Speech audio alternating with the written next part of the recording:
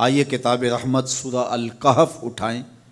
اللہ تعالیٰ نے ایک واقعہ بیان کیا ہے حضرت موسیٰ اور حضرت خضر علیہ السلام کا، کہ حضرت موسیٰ علیہ السلام عزم مصمم کر کے جب چلے تو اللہ فرماتا ہے کہ ہم نے حضرت موسیٰ علیہ السلام کو جس بندے کی نشانی بتائی تھی وہ بندہ ان کو وہاں مل گیا۔ سفید چادر اوڑے حضرت خضر علیہ السلام وہاں لیٹے ہوئے تھے، تو یہ جا کے ان کے پاس کھڑے ہو گئے کہ حضرت میں آپ کی خدمت میں اس لیے آیا ہوں کہ اللہ نے آپ کو جو خصوصی علم عطا کیے ہیں میں ان کو سیکھنے کی غرض سے آپ کی چوکھٹ پہ آیا ہوں۔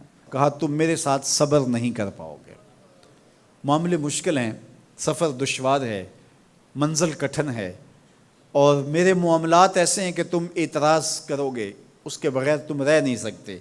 حضرت موسیٰ علیہ السلام نے کہا اگر اللہ نے چاہا تو آپ دیکھیں گے میں صبر کروں گا، اور آپ کے کسی حکم کی کسی کام کی میں نافرمانی نہیں کروں گا، کسی کام کا انکار نہیں کروں گا۔ کہا کہ اچھا شرط یہ ہے کہ جو میں کروں اس پر تم اعتراض نہیں کرو گے، سوال نہیں کرو گے، یہاں تک کہ میں خود ہی نہ بتاؤں۔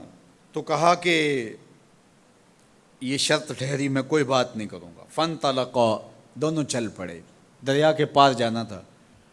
جو کشتی کا مالک تھا، کشتی بان تھا، وہ حضرت خضر علیہ السلام کو جانتا تھا، تو اس نے کرایہ بھی نہیں لیا، لیکن جب کشتی پر سوار ہوئے تو عصا مار کے حضرت خضر علیہ السلام نے کشتی کا ایک پھٹا توڑ دیا۔ تو بے ساختہ حضرت موسیٰ علیہ السلام نے کہا آپ نے پھٹا توڑ دیا، یہ سارے ڈوب جائیں؟ کہا میں نے کہا تھا نا تم میرے کاموں پہ صبر نہیں کر پاؤ گے۔ تو حضرت موسیٰ کو یاد آیا، کہا میں بھول گیا تھا، اس پر مواخذہ نہ کیجیے۔ پھر دونوں چل پڑے۔ بچے کھیل رہے تھے، ایک خوبصورت لڑکا وہ بھی بچوں میں کھیل رہا تھا۔ حضرت خضر آگے بڑھے اور اس کی گردن مروڑ دی، اس کو قتل کر دیا۔ صاحب شریعت تھے حضرت موسیٰ علیہ السلام، نہ رہ سکے، پھر بول پڑے ایک جان کو بغیر کسی جان کے بدلے میں قتل کر دیا، اس نے گوایا کیا تھا ہمارا؟ آپ نے بہت ہی جو ہے وہ غلط کام کیا، یہ کام اچھا نہیں کیا آپ نے۔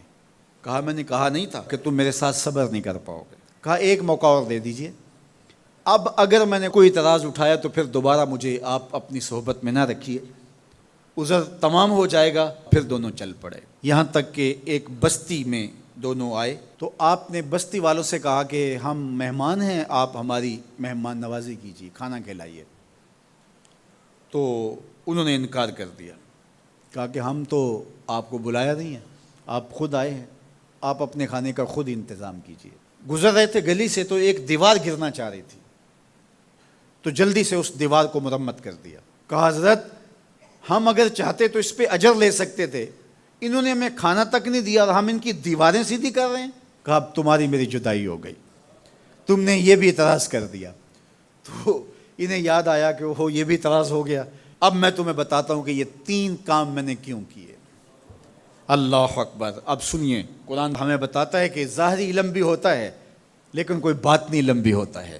کہا وہ پہلی بات کشتی والی سنو، یہ 2 مسکین بچوں کی کشتی تھی، ان کے گھر کا چولہا اس کی کمائی سے جلتا تھا۔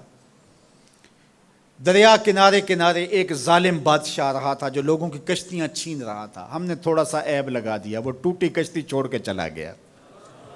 اب وہ تھوڑے سے پیسے لگا کے کشتی مرمت کرا لیں گے، گھر کا چولہا جلتا رہے گا، بتاؤ اچھا کیا یا برا کیا؟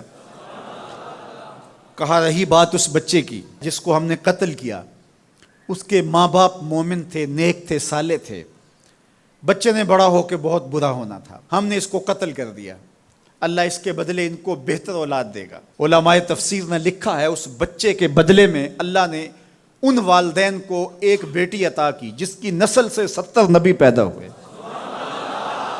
دیوار کی کہانی بھی سن لیجئے، یہ شہر کے 2 یتیم بچوں کی دیوار تھی اور اس کے نیچے ان کا خزانہ تھا، اور ان کا باپ بڑا نیک تھا۔ خزانہ دیوار کے نیچے ہے، دیوار گرنا چاہ رہی ہے، کسی معمولی دھکے سے گر جاتی۔ 2 ہی صورتیں تھیں، یا وہ بچے خود اپنا خزانہ اٹھا لیتے یا لوگ اٹھا کے لے جاتے۔ لوگ اٹھا کے لے جاتے پھر بھی ہاتھ میں کچھ نہ آیا، اور اگر وہ خود اٹھا لیتے تو بچے ہیں، بچپنے کی وجہ سے وہ اس کو اڑا دیتے۔ تو ہم نے اس کے اوپر دیوار کھڑی کر دی، جب تک وہ اس قابل نہیں ہو جاتے کہ یہ خزانہ نکال کے اس کو صحیح مصرف پہ لگا سکیں، اتنی دیر تک دیوار گرے گی نہیں۔ اللہ اکبر۔ وہ کسی وجہ سے دیوار قائم رہے گی، اور جب وہ اس عمر کو پہنچ جائیں گے جس عمر میں وہ اس خزانے کو سنبھال سکیں گے تو پھر دیوار خود بخود گر جائے گی اور یہ خزانہ نکال کر کے اپنے کام پہ لے آئیں گے۔ میں جب پہلی مرتبہ اس کو جو ہے وہ غور کے ساتھ تلاوت کیا تو مجھے یہ لگا کہ اس کا انطباق پاکستان کے حالات پہ بھی ہو سکتا ہے، اس لیے کہ یہ بھی یتیموں کا سرمایہ ہے۔ کتنے یتیم روتے بلکتے رہ گئے اور ان کے سر سے جو ہے وہ سائے اٹھ گئے اس وطن کے لیے، لیکن میرے مالک نے اس ملک کے خزانوں پر گہرے پہاڑ اور بڑی بڑی دیواریں کھڑی کر دی ہیں۔ جب تک یہ قوم بلوغت تک نہیں پہنچے گی اتنی دیر تک وہ خزانے ظاہر نہیں ہوں گے، اور جب یہ قوم اپنی بلوغت تک پہنچے گی، شعوری بلوغت، فکری بلوغت، علمی بلوغت، اور رب سے جو وعدہ کیا تھا پاکستان کا مطلب کیا، لا الہ الا اللہ، جب اس بلوغت تک یہ پہنچ جائے گی، اس وعدے کی تکمیل ہوگی، پھر رب دیوار ہٹا دے گا اور پاکستان کو اللہ اتنے خزانے دے گا اور پاکستان ایسا مالا مال ہوگا دنیا دیکھنے آئے گی انشاءاللہ۔ اس لیے رب نے دیواریں بنا کے رکھی۔ تمہارا باپ معین الدین چشتی بڑا نیک تھا، تمہارا باپ داتا گنج بخش علی حجویری بڑا نیک تھا، تمہارا باپ حضرت مجدد الف ثانی بڑا نیک تھا، ان کی وجہ سے میں دیواریں کھڑی کر رہا ہوں اور مضبوط حصار لگا رہا ہوں تمہارے خزانوں پر، اور وہ وقت آئے گا جب تم بلوغت کی عمر کو پہنچو گے دیواریں ہٹ جائے گی اور تمہارا وطن زمانے پہ مہکتے پھول کی طرح اور چمکتے ستاروں کی طرح اور روشن آفتاب کی طرح چمکتا اور مہکتا دکھائی دے گا، اور زمانہ پاکستان دیکھنے آئے گا، پاکستان دنیا کی قیادت کرے گا انشاءاللہ۔ تو کہا یہ تعویل ہے ان باتوں کی جو باتیں میرے رب نے مجھے بتائی، اور یہ میں نے اپنی مرضی سے نہیں کہیں، اور جو میں نے کیا اپنی مرضی سے نہیں کیا۔ تو یہ باطنی باتیں ہیں، شاید یہ باطنی باتوں کے جوش میں یہ بات بھی میں کر گیا۔ وہ کیا کسی نے کہا تھا کہ بھری محفل میں ایک راز کی بات کہہ دی، بڑا بے ادب ہوں سزا چاہتا ہوں۔